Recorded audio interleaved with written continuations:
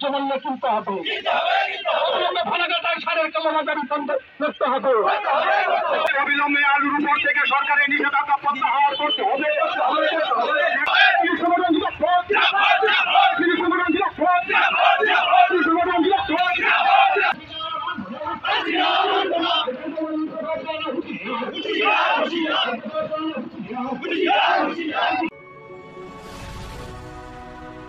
আজ দুপুর 12টা নাগাদ ফালাকাটা কিষাণ মান্ডি থেকে ফালাকাটার কৃষক সংগঠনের পক্ষ থেকে রাজ্যের আলু ভিন রাজ্যে রপ্তানি বন্ধর প্রতিবাদে সারের কালোবাজারি রুখতে বিভিন্ন দাবি দাবা নিয়ে কৃষকরা আন্দোলনে মহামিছিলের যাত্রা করে এবং এই মিছিল ফালাকাটার বিভিন্ন পথ পরিক্রমা করে ফালাকাটা নতুন চৌপতি অর্থাৎ ফালাকাটা ট্রাফিক মোড়ে রাস্তায় আলু ছড়িয়ে ছিটিয়ে ফেলে দিয়ে পথ অবরোধ অবস্থান বিক্ষোভ কর্মসূচি পালন করে। ফালাকাটার বিভিন্ন প্রান্ত থেকে হাজার হাজার কৃষক এই আন্দোলনে সামিল হয়ে আন্দোলনকে সাফল্যমণ্ডিত করে তোলে।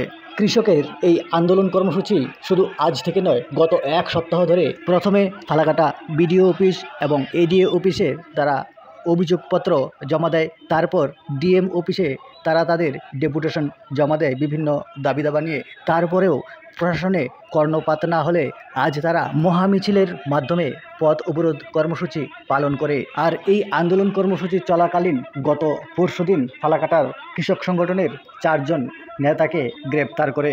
গতকাল ফালাকাটার ময়রাডাঙ্গা অঞ্চলের কৃষ্ণ গোপ নামে একজন কৃষক বিভিন্ন ঋণে জর্জরিত হয়ে এই আলু চাষের সঙ্গে যুক্ত হয়ে আলুর দাবি ন্যায্য মূল্য না পেয়ে আত্মহত্যা করে। কৃষকের আন্দোলনের উদ্দেশ্য হলো কৃষকের উৎপাদিত আলু থেকে বিভিন্ন পণ্য পশ্চিমবঙ্গের বাইরে অর্থাৎ ভিন রাজ্যে রপ্তানি সরকার থেকে বন্ধ করে দিয়েছে।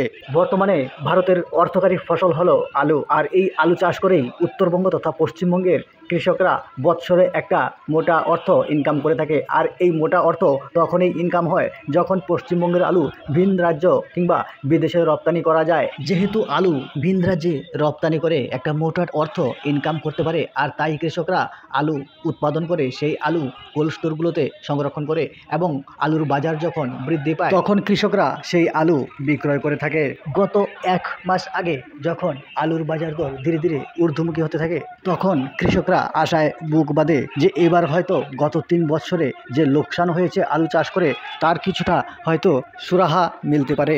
তারা প্রশাসনের দৃষ্টি আকর্ষণ করে মাইকে বলতে থাকে, গত 3 বছর ধরে যখন আমরা আলুর চাষ করে শেষ পর্যন্ত 5 টাকা 60 টাকা কেজি দরে সেই আলু বিক্রয় করেছি, তখন সরকার কোথায় ছিল? কেন তখন সরকার সেই আলু ন্যায্য মূল্য দিয়ে কিনে নিল না? আর আজ যখন আলুর বাজার কিছুটা বৃদ্ধি পেয়েছে, যখন আমরা কৃষকরা আশায় বুক বেঁধেছিলাম যে এবছর হয়তো দীর্ঘ 3 বছরে যে আলু চাষ করে যে লোকসান করেছি, সোনা দানা ঘরের ঘটি বাটি বন্ধক বিক্রয় দিয়ে যে ঋণের বোঝা মাথায় নিয়ে এবছর আলু চাষ করেছি, তার হয়তো কিছুটা ঋণ এবার কিছুটা পরিশোধ হতে পারে, কিছুটা সুরাহা মিলতে পারে।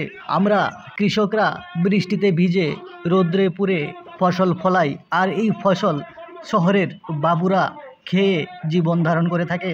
শহরের বাবুরা কি জানে 1 বিঘা জমিতে আলু চাষ করতে কত হাজার টাকা খরচ হয় এবং কত হাজার টাকা লাভ হয়? শহরের বাবুরা আজকে বাজারে গিয়ে মিডিয়ার সামনে ভাষণ দিচ্ছে যে সবজির বাজার দর অনেক বেড়ে গিয়েছে।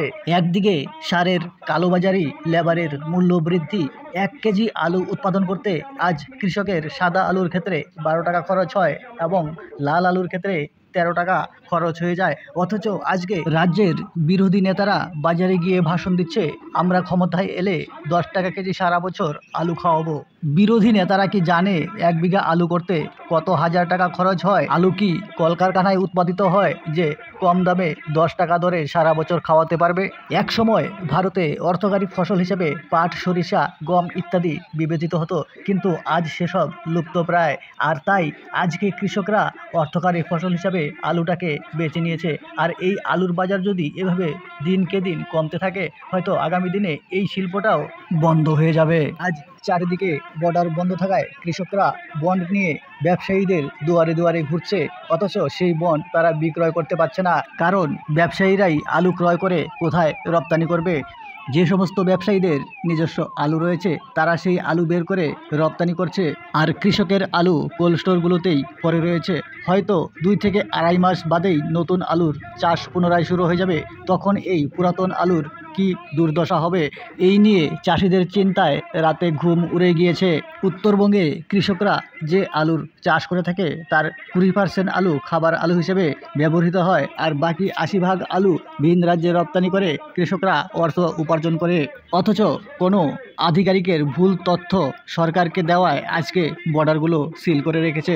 আজকে এই ভিডিওর মাধ্যমে সরকারের দৃষ্টি আকর্ষণ করতে চাই, আপনারা বেরিয়ে দেখুন কারা আজকে রাস্তায় আন্দোলন করছে। আজকে ভিন রাজ্যগুলোতে আলুর অভাব দেখা দিয়েছে, আর সেখানে আলুর বাজার যথেষ্ট ঊর্ধ্বমুখী রয়েছে। অথচ পশ্চিমবঙ্গে আলু থাকা সত্ত্বেও সেই আলু কৃষকরা রপ্তানি করতে পারছে না। তাই কৃষকরা এই আলু বিক্রয় করতে না পেরে রাস্তায় ফেলে দিয়ে বিক্ষোভে সামিল হয়েছে। আজকে বর্ডারগুলো যদি খুলে না দেওয়া হয় তাহলে এই কৃষকদের এই বুক ফাটা কান্নাকার আর্তনাদের জন্য দায়ী থাকবে পশ্চিমবঙ্গ সরকার এবং যে সমস্ত আধিকারিকের কারণে আজকে ভুল তথ্য সরকারকে দেওয়া হয়েছে। আর দায়ী থাকবে রাজ্যের বিরোধী নেতারা, যারা বলছে কিনা 10 টাকা কেজি আলু খাওয়াবে সারা বছর। আজকে কৃষকের এই মহা মিছিলের এবং পথ অবরোধের কারণে ফালাকাটার আইসি সাহেব 48 ঘন্টার মধ্যে কৃষকের বিভিন্ন দাবি দাবা এবং ভিন রাজ্যে আলু রপ্তানির সুবন্দোবস্ত করে দেবেন বলে প্রতিশ্রুতি দিয়েছেন। তারপর কৃষকরা তাদের আন্দোলন প্রত্যাহার করে এবং কৃষকরা জানায় ভবিষ্যতে 48 ঘন্টার মধ্যে যদি সেই দাবি দাবা মেনে না নেয় তাহলে আগামী দিনে বৃহত্তর থেকে বৃহত্তর আন্দোলনে এবং অনির্দিষ্টকালের জন্য ধর্মঘটে সামিল হবে। আর তার সঙ্গে ভিডিওটা যদি ভালো লেগে থাকে বেশি বেশি করে শেয়ার এবং লাইক দেবেন, এবং যারা নতুন দেখছেন তারা অবশ্যই চ্যানেলটিকে সাবস্ক্রাইব করে নেবেন আর ভিডিওটাকে বেশি বেশি করে শেয়ার করে সকলের মধ্যে ছড়িয়ে দেবেন।